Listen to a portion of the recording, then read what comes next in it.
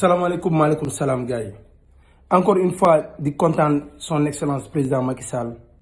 en tant que Khadim Cisse Gainde Macky Sall son excellence kontaan nañ bu baax président Macky Sall kàddu yu rafet na dama bëgg ngeen déglu tuuti li président Macky Sall di wax lu am solo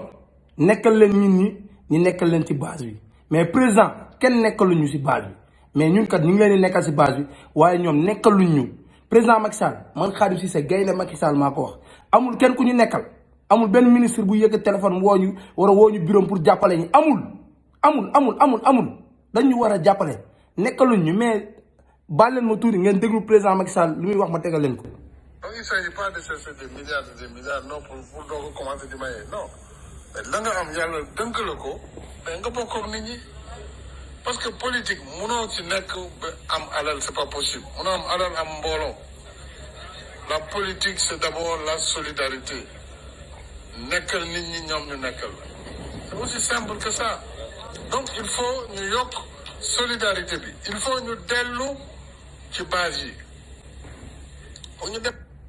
président yow yaa ko waxandoo kon ñu ñëw ci kàddu yi di leen wax ne président Macky Sall li mu wax solidarité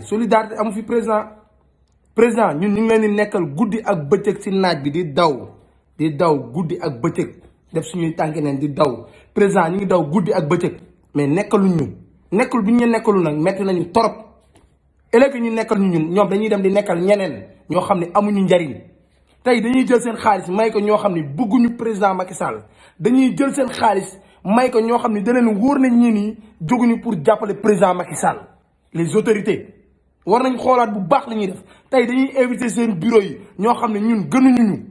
te ñun mënuñu am sens pour ñu invité ñu ci bureau yi waxtaan ak ñun xool lan mooy suñu problème ñu mën ñu yokkal pour ñu mën a dem suñu gox mën a jàppale ñu ñuy àndal mais ngalla wilaay rasul ministre DG yi wàccee leen sur leen terrain ràññee nit ñi xool nit ñi xam leen nit ñi président Macky Sall moo leen tax a jóg politique yi yokkute na nekkul rek tey da ngay ñëw taxaw suba boo xamee ñaari nit sax yoo xam ne ñoom tey nga leen xam sax ci politique sax soo demee dañuy gën a yokk ministre yi zéro seen bopp rek ak seen njaboot jàppale wuñ kenn on est marre dañu wax ne dëgg waaye déglu leen baax li président Macky Sall wax ñi leen di nekkal si ñi leen di nekkal leen te ñun dañ leen di nekkal suba ak ngoon président Macky Sall lu waaye xew la ñu dem ci pour gën a wane liggéey président Macky Sall lan moo tax waru ñuy mën a nekkal ñun